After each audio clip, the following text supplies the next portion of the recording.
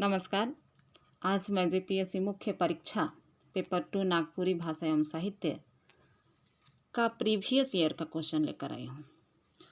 Previous year का question देखने से ये पता चलेगा कि मुख्य परीक्षा में किस प्रकार के प्रश्न पूछे जाते हैं। इससे आपको तैयारी करने में सुविधा होगी। नागपुरी भाषा एवं साहित्य टोटल मार्क्स 150 अंकों का होता है।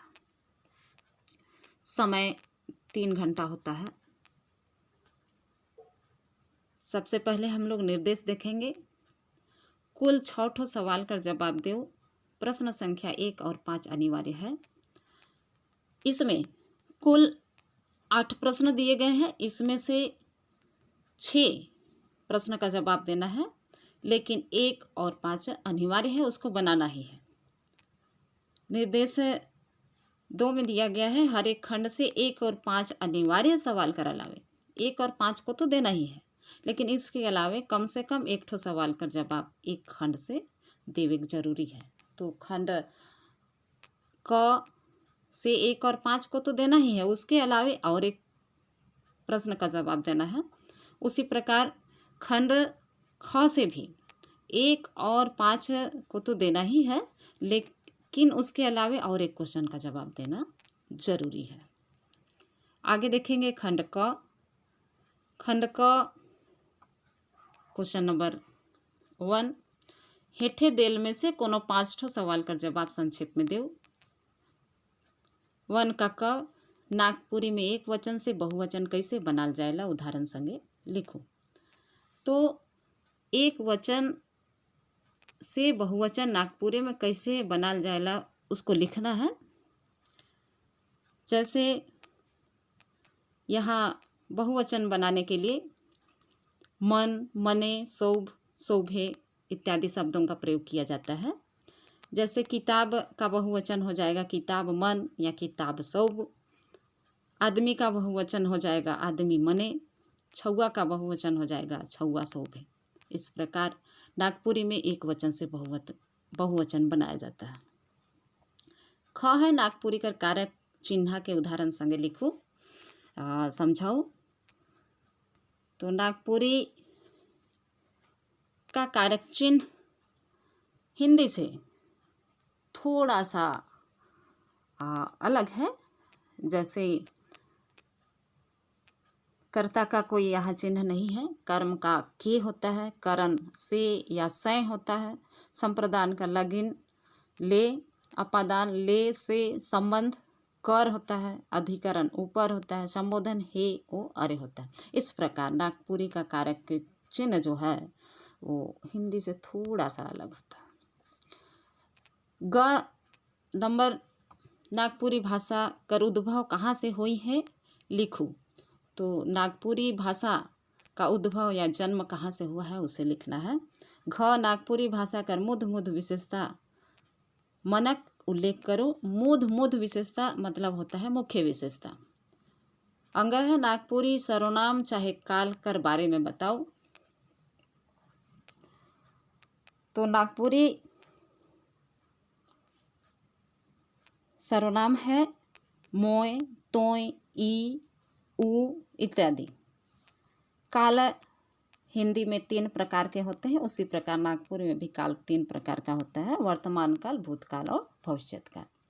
6 नंबर है जनानी झूमर और मर्दानी झूमर में का फर्क है, मतलब क्या अंतर है उसको बतलाना है। इसमें आपको एक चीज़ जानना है, जनानी झूमर महिलाओं के द्वारा अधिकतर गाया जाता है और मर्दानी झूमर पुरुषों के द्वारा गाया जाता है। जनानी झूमर का एक लाइन मैं आप लोगों को गा के सुना देती हूँ। ही कहाँ जे फुलेराली चंपा चमेली रे, हे कहाँ जे फूले काशी फूल, हरे हाय कहाँ जे फूले काशी फूल। इस प्रकार का जो गाना होता है वो महिलाओं के द्वारा गाया जाता है, इसको जनानी झूमर कहते हैं। और मर्दानी झूमर पुरुषों के द्वारा गाया जाता है। जैसे मर्दानी झूमर का एक लाइन मैं गा के आप लोगों को बतला देती हूँ। ही मर्द घर जन्म लेके भूल गेली मर्दानगी, सजना धिक्कार है 100 बार और जिंदगी। मर्द घर जन्म लेके भूल गेली मर्दानगी, सजना धिक्कार है 100 बार और जिंदगी। इस प्रकार जो गाना है वो पुरुषों के द्वारा गाया जाता है। आगे है फगुआ राग। फगुआ राग का प्रयोग होली में किया जाता है या फगुआ गाना अधिकतर होली के अवसर पर गाया जाता है। जैसे आली खेलन हम होरी ये गोरी, आली खेलन हम होरी। इस प्रकार का जो राग है उसे फगुआ राग कहते हैं। आगे प्रश्न 2, नागपुरी भाषा का विकास ऊपरे सिलसिलेवार लेख लिखो। नागपुरी भाषा का विकास किस प्रकार हुआ है उसे लिखना है। प्रश्न 3, देवनागरी लिपि का उद्भव और विकास कैसे होलक बताओ। देवनागरी लिपि का उद्भव कैसे हुआ उसको बतलाना है। आगे 4 नंबर है उपसर्ग का है के नागपुरी में उस उपसर्ग और प्रत्यय में का फर्क है समझाए के लिखो। तो नागपुरी हो या हिंदी हो, उपसर्ग जो है शब्द के शुरू में जुड़ता है और प्रत्यय जो है शब्द के अंत में जुड़ता है। नागपुरी में उपसर्ग जैसे अन से हो जाएगा अनजान, अनठेकान, अनगिनत, उसी प्रकार प्रत्यय शब्द के पीछे जुड़ने वाला शब्द है। जैसे एक प्रत्यय है, वहाँ प्रत्यय है, एक प्रत्यय से पढ़ेक, नापेक इत्यादि शब्द बनता है और वहाँ से चरवाहा और हरवाहा शब्द बनता है। खंड ख हेठे देल में कोनो 5 ठो सवाल का जवाब लिखो।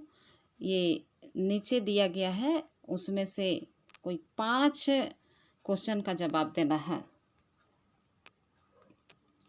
क है नागपुरी कवि हनुमान सिंह कर कोनो रचना के लिखो, कोई एक रचना को लिखना है। ख है नागपुरी कवि सोबरन राय कर कृति मनक चर्चा करो। एक सोबरन राय जो है उनका लेख को लिखना है, उनके बारे में बतलाना है। ग है सहनी उपेंद्र पाल नहन कर कौनवे कहानी कर बारे में बताओ। ये सहनी उपेंद्र पाल नहन का कोई भी कहानी के बारे में बतलाना है। घ है सरहुल परब कहिया मनाल जाएला और काले, इसको हम बहुत अच्छी तरह से जानते हैं। ये आदिवासियों का मुख्य त्यौहार है सरहुल परब, इसे